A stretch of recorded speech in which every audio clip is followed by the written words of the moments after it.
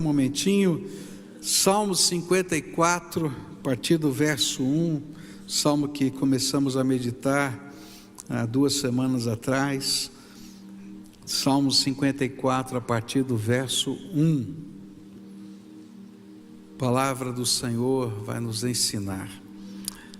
Ó Deus, salva-me pelo teu nome e faze-me justiça pelo teu poder. Escuta, ó Deus, a minha oração, dá ouvidos às palavras da minha boca, pois contra mim se levantam os insolentes e os violentos procuram tirar minha vida.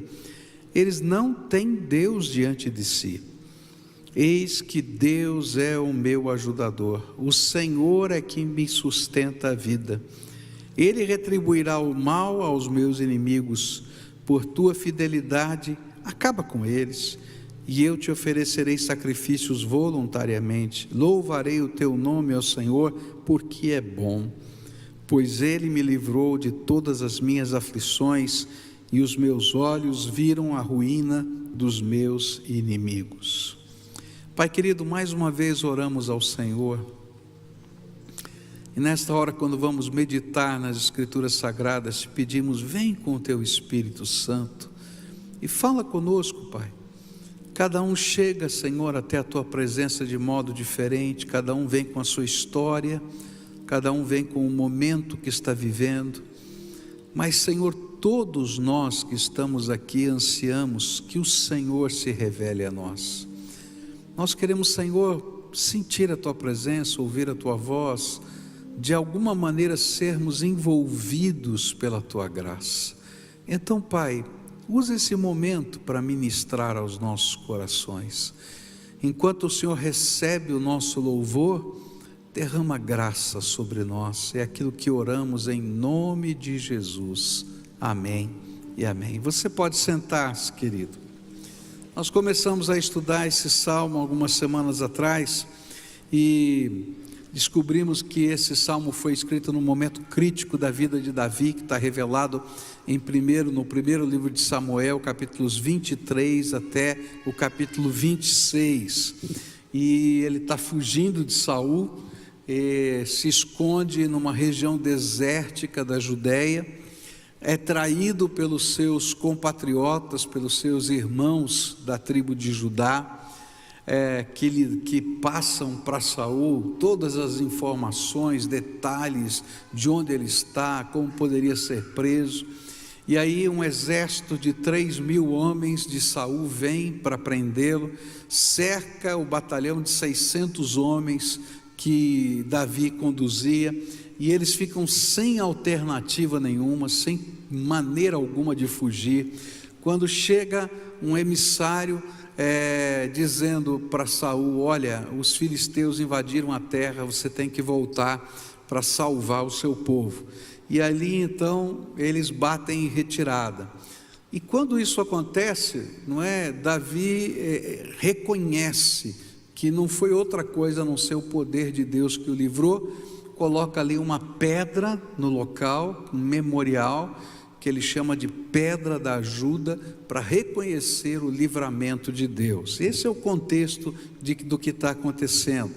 Nós aprendemos que esse salmo revela os sentimentos de quem está orando. E aí o primeiro sentimento de Davi foi: preciso de um socorro sobrenatural. E ele então expressa que o milagre que ele estava precisando, de uma intervenção milagrosa de Deus na sua vida.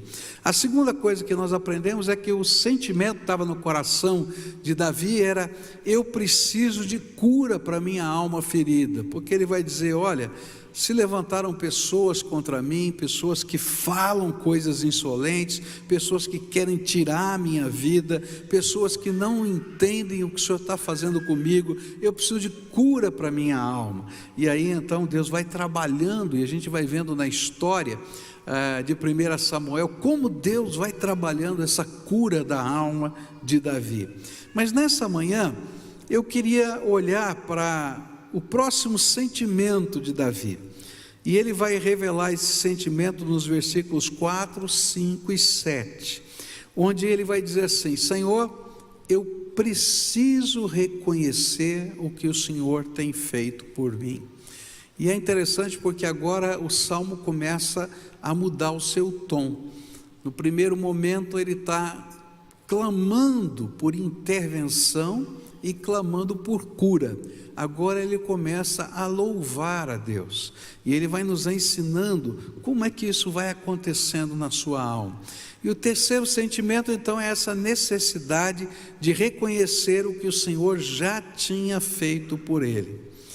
É interessante porque sempre que lembramos o que Deus já fez, nossa fé é fortalecida e o nosso ânimo, que às vezes está abatido, se revigora. E quando a gente começa a lembrar dos atos de Deus a nosso favor, algo vai mudando dentro da gente. Eu não sei você, tá? Mas eu quero dizer para você que às vezes eu fico desanimado. Você já ficou desanimado? Eu acho que todo mundo já ficou desanimado, não é? E às vezes é interessante, porque a gente fica meio desanimado, não no meio da batalha, às vezes até depois, não é? Às vezes você está lá dirigindo o seu carro, não sei se já aconteceu isso, né? Deva aquela fechada, na hora você vira o carro para lá, vira o carro para cá, aí passa o perigo, você encosta o carro, a tua perna está tremendo, não é? E diz assim, não consigo nem dirigir agora, né? Bom, já passou tudo, mas você está lá, não consigo nem dirigir. E aí parece que a gente está desanimado, né? A gente não consegue vivenciar o próximo passo. Às vezes vem situações sobre a nossa vida que a gente enfrenta ou está no meio até às vezes da batalha e a gente diz, será que eu vou conseguir chegar no final? Será que eu vou conseguir atravessar o próximo momento?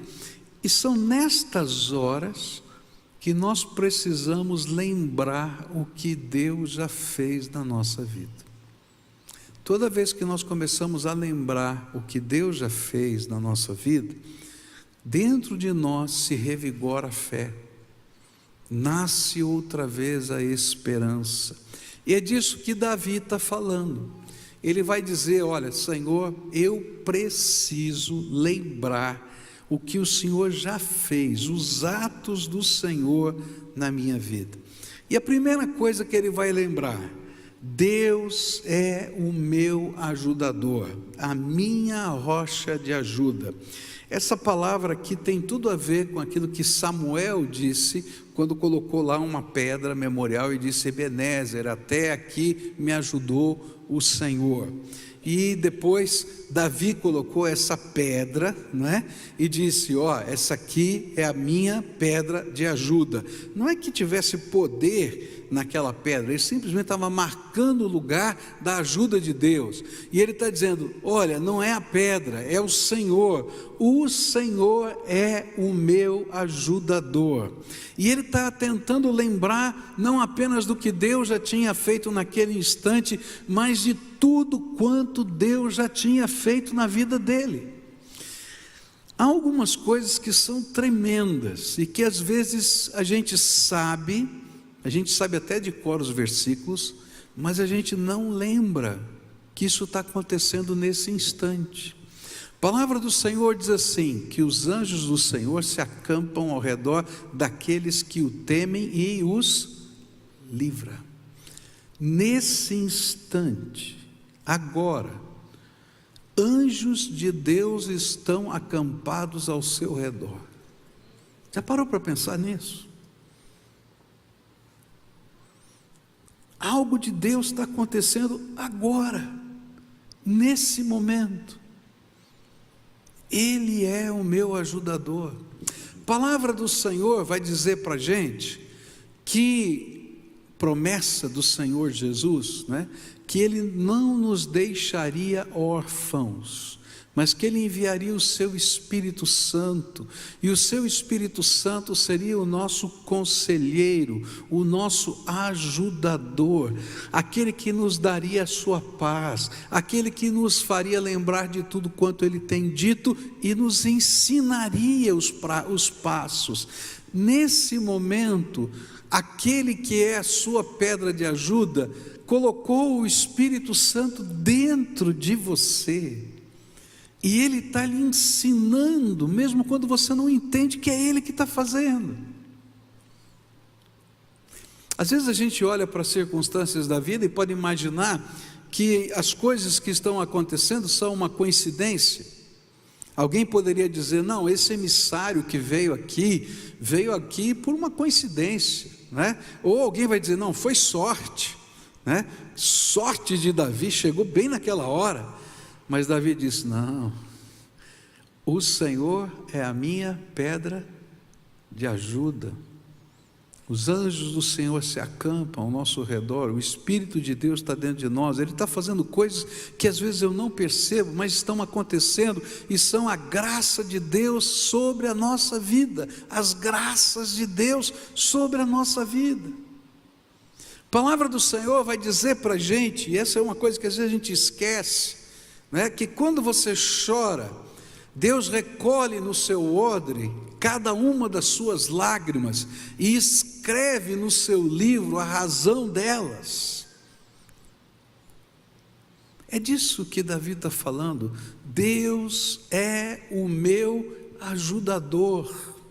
E eu quero me lembrar de todas as vezes em que a graça de Deus se revelou para mim, de todas as vezes que Ele se manifestou sobre a minha vida. E Davi estava dizendo, se hoje eu estou aqui, é porque outra vez a ajuda de Deus foi um marco divisório entre derrota e vitória. Queria que você agora olhasse para o teu coração e lembrasse quantas vezes na tua vida o Senhor foi o seu ajudador. Você consegue lembrar pelo menos uma vez? Lembra de um fato, lembra de uma situação em que Ele foi o seu ajudador, em que você olhava assim e dizia, não tem jeito, não tem resposta, não tem como. Eu preciso trazer à memória o que me dá esperança, e o que me dá esperança são os atos de Deus na nossa vida, é isso que nos dá esperança. Ele é o nosso ajudador, Ele é o nosso ajudador. E quando essas coisas vão trabalhando na nossa vida, o desânimo vai embora, o medo vai embora, porque eu sei quem é o Deus que está agindo a meu favor. Uma das razões porque às vezes nós entramos em angústia e desespero, é porque apesar de a gente saber tudo isso, a gente se esquece quem é Deus. Gente, o meu Deus, o seu Deus, o Deus da Bíblia, é aquele que com a palavra do seu poder, criou bilhões de galáxias. Você está entendendo? Bilhões de galáxias, tudo com a palavra do seu poder. Esse Deus que criou bilhões de galáxias, a Bíblia diz que Ele se inclina para ouvir a tua voz. Quantas vezes na tua vida o Senhor já se inclinou, o Criador dos bilhões, das bilhões de galáxias, para ouvir a tua voz? Quantas vezes, sem você ver, os anjos do Senhor já se acamparam? Quantas vezes o Espírito do Senhor já veio em sua consolação? Quantas vezes as respostas do Senhor vieram sobre a tua vida? Essa semana eu estava meio desanimado, por isso essa mensagem não é para você não, é para mim, tá? Estou pegando para mim, estava desanimado. E aí estava lá orando, e aí abri a minha Bíblia, e o Senhor me deu um trecho lá em Jeremias. Eu achei interessante aquele trecho em Jeremias, que era uma profecia, porque Deus já havia falado a Jeremias que a cidade de Jerusalém seria tomada pelos babilônios e que todos os utensílios do templo seriam levados embora. E aí chegou então a primeira derrota, não é? Dos judeus, e eles levaram uma parte dos utensílios do templo, e algumas coisas mais pesadas ficaram. E aí o Senhor disse para Jeremias: Jeremias, tudo vai ser levado embora, o que ficou também, porque aquilo que eu falei vai se cumprir. E aí lá continuei orando, e parece que eu não tinha entendido muito bem, e continuei orando, abri minha Bíblia outra vez, espontaneamente Deus, daqueles seus jeitos de falar com a gente, me deu lá o capítulo 50, lá de Jeremias, 50 ou 51, não me lembro bem. Aí o que acontece? Lá está dizendo assim: e aqueles utensílios que tinham ficado também foram levados embora. E aí o Espírito Santo me falou assim: tudo o que eu prometi vai acontecer, porque eu sou Deus que não minto, e os detalhes da minha palavra vão se cumprir. Sabe, queridos, cada vez que a gente busca o Senhor e entende quem é o nosso Deus, Ele fala ao nosso coração, e as palavras dele são verdade absoluta, porque Ele é o Criador das galáxias, mas Ele é o meu Deus e o seu Deus. Ele é o Deus da minha ajuda. E no meio das batalhas da vida, quando bate o desânimo, o medo, a ansiedade, o que vai acontecer, como não vai ser, eu tenho que contar as bênçãos de Deus e lembrar o que Ele já fez, porque na medida em que eu consigo entender quem é Deus, eu posso ter a minha visão do futuro e do presente alteradas pela pessoa daquele que é o Senhor. Sabe, às vezes eu não vejo tudo acontecendo, como Jeremias não viu todas as coisas que estavam no templo sendo levadas, mas era como se Deus estivesse dizendo para ele assim: a história não terminou de ser escrita, eu continuo tendo o papel e a pena na minha mão, eu sou o Senhor de todas as coisas, esse é o Deus da minha ajuda, que tem um plano para a minha vida, que tem um propósito para mim. Às vezes eu não entendo muito bem os planos e os propósitos de Deus, nem você, não é verdade? Eu às vezes quero dar uns conselhos para Deus, eu acho que você também, Senhor, né, tal. Mas eu fico pensando, por que Davi tinha que passar por tudo que passou? Por que ele tinha que colocar aquela pedra naquele lugar, no meio daquela provação tão grande? Por que ele não vestiu logo a coroa, logo depois da unção? Ou então, por que Deus não esperou para ungir mais tarde? Porque essa unção foi um problema na vida dele, foi uma bênção, mas foi um problema. Aí eu fiquei pensando, e Deus ministra no nosso coração e falou: olha, porque se ele não tivesse passado por todas essas coisas, ele não estaria apto a vestir a coroa, porque ele não seria um rei segundo o meu coração, se não aprendesse a depender de mim, quando ele tinha pouco, nada, ou quando ele tinha tudo. E às vezes a gente está sendo preparado por Deus para que Ele possa nos dar as coroas. Às vezes eu brinco com Deus: Senhor, estou retardado, o Senhor precisa me ajudar aqui a andar para a próxima lição, porque eu estou na mesma lição, eu quero passar de lição, e aí eu quero aprender, mas o Senhor está construindo algo na minha vida e na tua vida, e Ele continua sendo o Deus da minha ajuda. Por isso eu quero aprender a lembrar tudo quanto Deus já fez, porque Ele é o Deus da minha ajuda. Agora, Davi continua no versículo 4, ele vai dizer assim: eis que Deus é o meu ajudador, o Senhor é quem sustenta, quem me sustenta a vida. E aqui ele vai parar para pensar num outro aspecto que gera ansiedade no nosso coração, que tem a ver com o nosso sustento.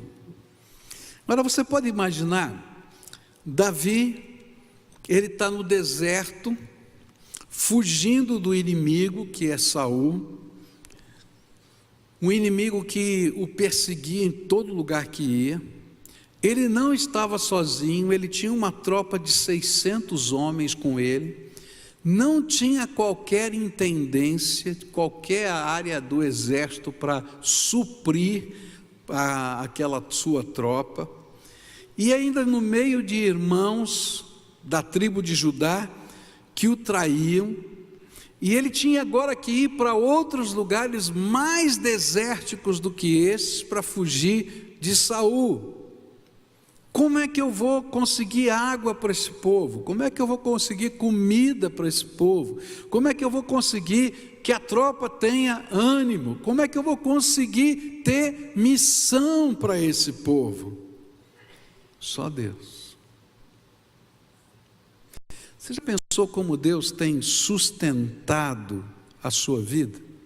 Às vezes, outra área da nossa vida é lembrar como Deus tem nos sustentado, como Deus tem suprido cada uma das nossas necessidades. Às vezes a gente está tão angustiado, porque a gente está dizendo, Senhor, como é que vai ser? De que jeito vai ser? De que maneira vai ser? O meu presente, o meu futuro? E o Senhor está dizendo, sou eu quem sustento a tua vida. E você precisa lembrar que Deus é quem sustenta a sua vida. Eu me lembro quando, anos passados, na década de 90, eu fiz uma viagem missionária para a Índia. No meio dessa viagem estourou uma guerra, e eu fiquei ilhado ali, sem poder sair, numa cidadezinha na fronteira entre Bangladesh e a Índia, uma cidadezinha no fim do mundo, não é? Eu não falava a língua daquele povo, quase ninguém naquela cidade falava inglês, só o Bengali, que é a língua daquela região. Antes de eu sair, uma coisa extraordinária aconteceu. Eu recebi muitas ofertas para aquela viagem missionária, como eu nunca recebi até hoje, na minha vida inteira. E até, inclusive, falei para minha esposa, disse, é muito dinheiro, acho que eu não vou levar. Ela falou, não, se Deus deu, é porque tem alguma razão, leva tudo. E olha, usei tudo, acabou todo o dinheiro, não é?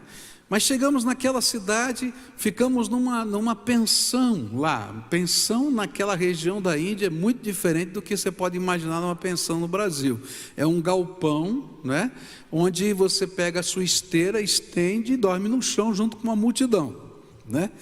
Mas ali o Senhor preparou naquela pensão um quartinho para a gente. Oh, louvado seja Deus. O único quarto que era do dono da pensão. Ficamos os 4 lá, hospedados. No primeiro dia tinha comida. Depois acabou toda a comida da pensão. E aí eu fiquei pensando, Senhor, como é que a gente vai comer aqui nesse lugar? De que jeito vai ser? E eu me lembro que eu saí na rua, o único que teve coragem para sair na rua, porque o exército dizia que não podia sair, e eu encontrei uma portinha aberta. Eu falei, esse negócio aqui está alguém vendendo alguma coisa. Entrei lá, consegui comprar comida, comemos ovos cozidos em caneca, né, com aqueles rabo quente, né, sabe aquele negócio lá, aqueles ebulidor, né? Comemos coisa que dá, mas o que tinha lá, gente, não faltou nada.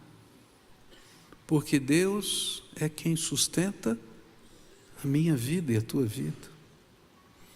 Eu me lembro, quando os nossos filhos eram pequenos, um dia terminou toda a mistura lá em casa, não tinha nada. E aí eu coloquei o último peixinho lá, assado lá na mesa, e orei com os filhos, e disse, nós vamos dar graças a Deus, porque esse é o último. E me lembro que o Michel era pequenininho, disse, papai, não tem mais nada? Eu falei, não tem, esse é o último. E como é que vai fazer? Eu falei, nós vamos orar e agradecer a Deus. E ele foi para a escola. Quando eu estava voltando da escola, levá-lo à escola, chegou uma irmã da igreja, disse, pastor, o senhor pode me ajudar? Claro, minha irmã. Abriu o porta-malas, ela tinha cozinhado 15 dias seguidos para mim, e eu nem sabia. Encheu o meu freezer para mais de um mês. 15 dias antes, Deus já estava preparando a comida que eu precisava 15 dias depois, para um mês seguido. Deus é quem sustenta a nossa vida. Eu acho que nessa hora Davi estava pensando, muito obrigado pela água, no deserto que o Senhor preparou para mim.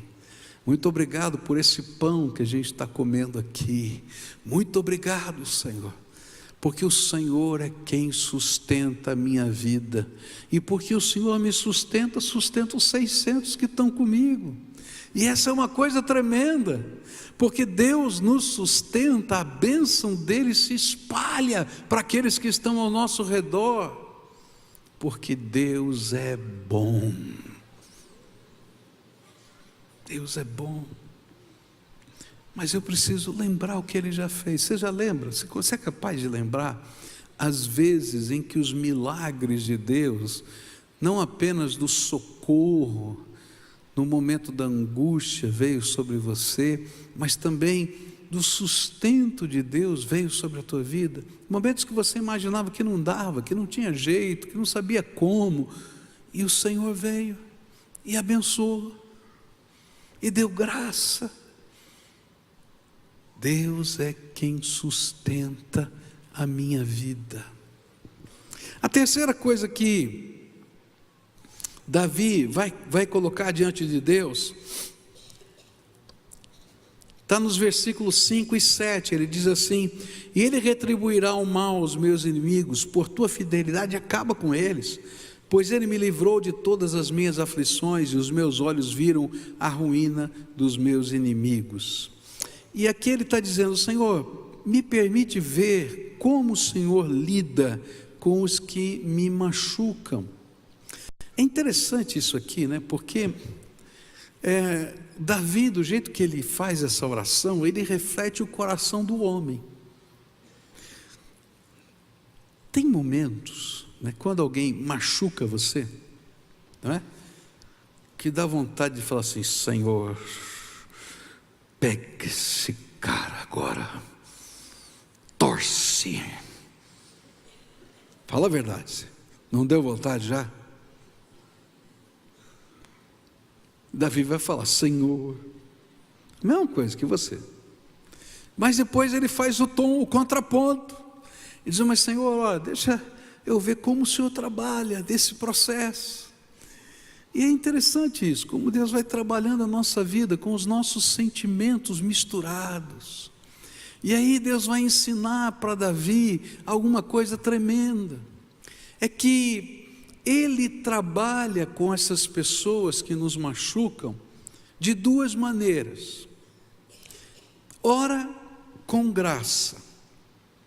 E é interessante isso porque duas vezes nesse texto, que é o texto paralelo aqui do Salmo, lá em 1 Samuel 23 até o capítulo 26, Davi tem a oportunidade de matar Saul. E por duas vezes, Deus concede a Saul a oportunidade de se reconciliar com Davi. E esse sentimento misturado que está nesse salmo, aparece lá na história, é muito bonito isso.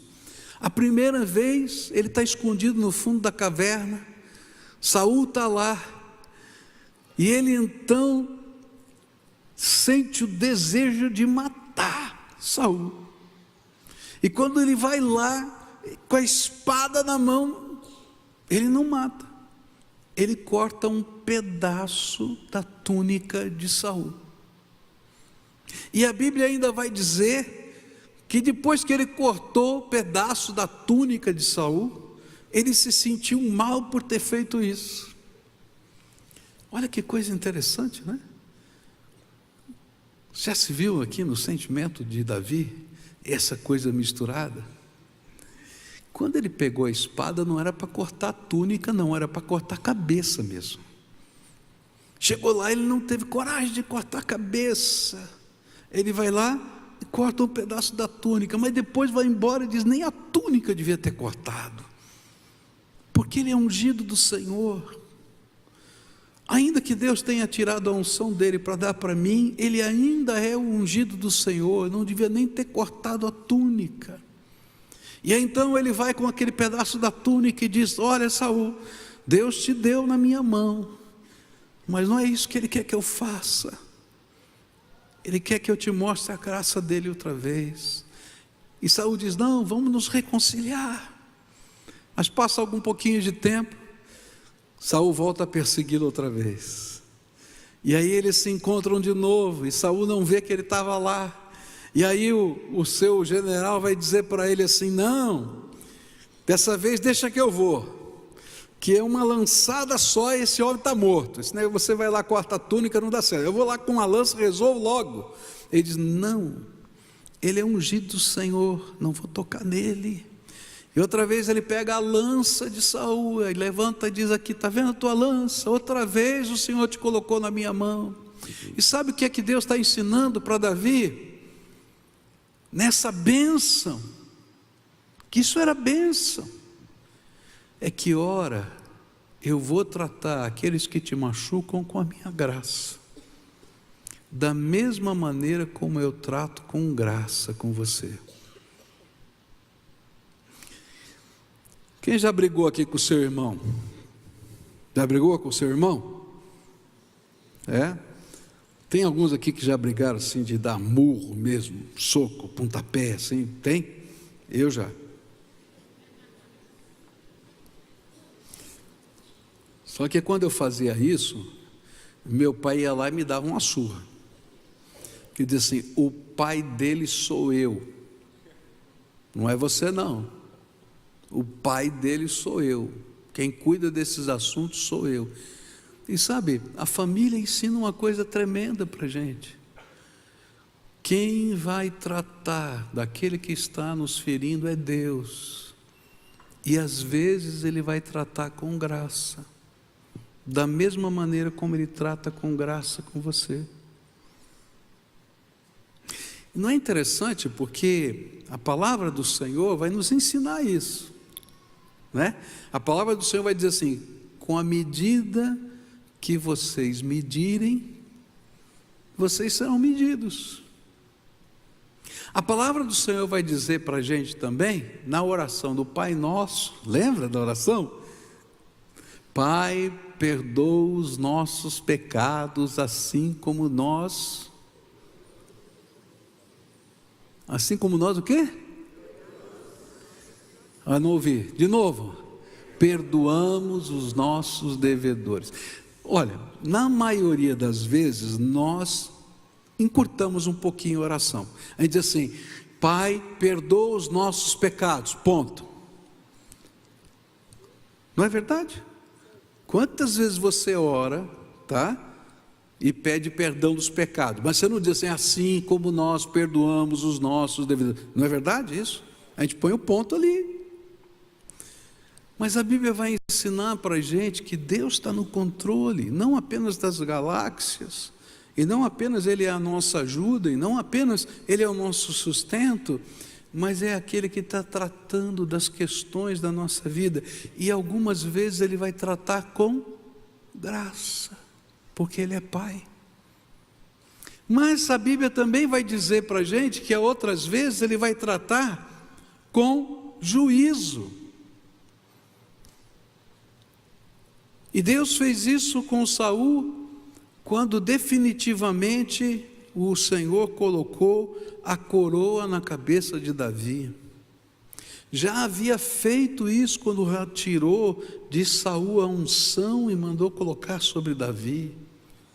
Deus também trabalha com justiça, mas a grande lição é permitir que Deus me use, e Ele mesmo trabalhe o seu propósito na vida das pessoas que nos cercam, e nem sempre será o que nós imaginamos, mas sempre será o melhor, porque Deus está no controle e está escrevendo a história.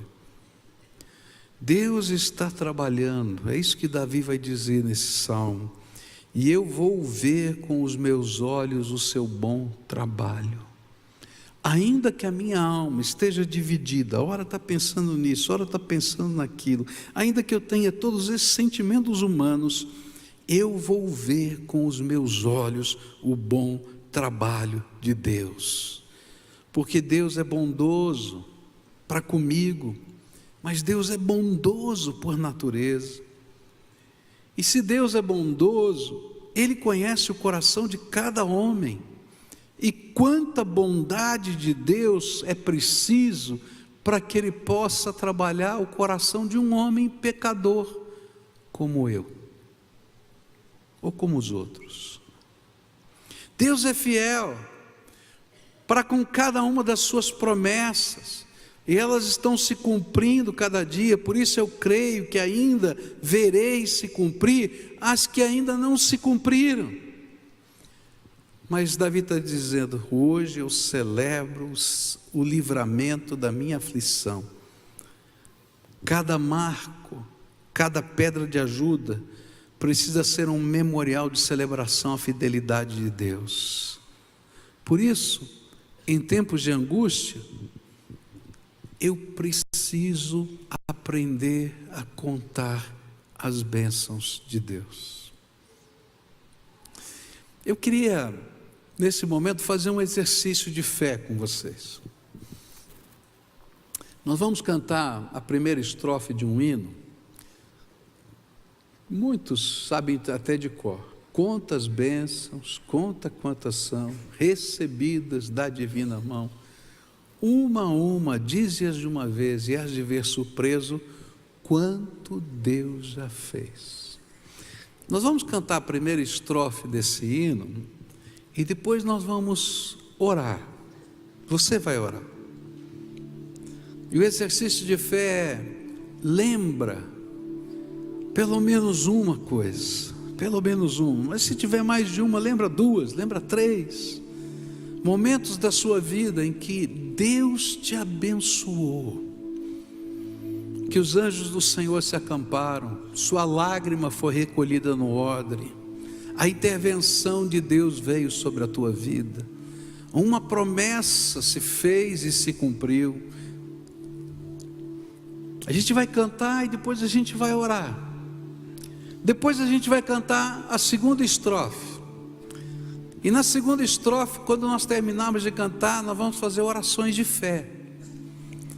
Porque talvez você esteja vivendo um determinado momento hoje da sua vida, que você precisa crer outra vez, que a pena e o papel estão na mão de Deus. E aí você vai dizer: eu ainda verei com os meus olhos o que o Senhor preparou para mim, e eu ainda não vi.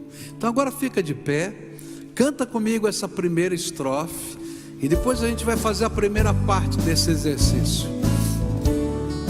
Se da vida as ondas agitadas são, se desanimadas rugas tudo vão, contas muitas bênçãos, conta cada vez, e hás de ver surpreso quanto Deus já fez. Conta as bênçãos, dize quantas são, recebidas da divina mão. Uma a uma, conta cada vez, hás de ver surpreso quanto Deus já fez. Eu vou contar uma bênção aqui para vocês, né? Vocês sabem que a gente está vivendo uma grande batalha lá em casa com a enfermidade da Cleusa. E eu estava aqui desde o culto anterior lembrando que um pouco antes dessa viagem que eu fiz para a Índia, a Cleusa teve um problema neurológico e paralisou metade do seu corpo. E a gente foi procurar o médico. O médico queria fazer um exame invasivo, e ela estava orando e pedindo: Senhor, me livra desse exame, mas também me cura. E aí a máquina quebrou e não funcionava para fazer o exame. E aí marcamos outra vez e não conseguiram consertar a máquina. E ela comentou com o médico: eu estou orando para Deus me livrar desse exame e também me curar. E ainda o médico brincou com ela, disse assim: então faz uma oração para consertar a máquina, porque tem mais gente que precisa do exame, além de você, né? Mas quando a gente saiu do consultório, eu estava dirigindo o carro, e aí o Espírito de Deus tocou o meu coração e disse: olha, repreende a Satanás, porque isso é um ataque de Satanás sobre a vida da tua esposa, e tem a ver com essa viagem. E aí eu comentei com ela, falei, vamos orar assim? E ali no carro, eu orei com ela, nós oramos juntos. E algo extraordinário de Deus aconteceu. Imediatamente, o corpo dela voltou a funcionar, naquele dia.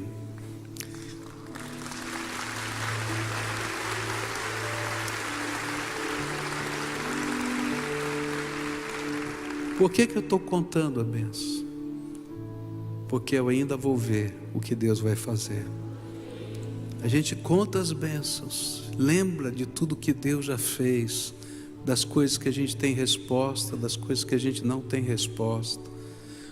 Agora é a tua vez, conta a tua bênção para Deus, lembra, Senhor, eu me lembro, Senhor, eu me lembro. Curva a tua fronte agora, fala, Senhor, eu me lembro, Senhor, eu me lembro, Senhor, eu me lembro. Tu és o Deus Todo-Poderoso. Tu és o meu Deus, a rocha da minha ajuda, o Deus da minha salvação. Eu me lembro, Senhor, eu me lembro. Canta agora a segunda estrofe.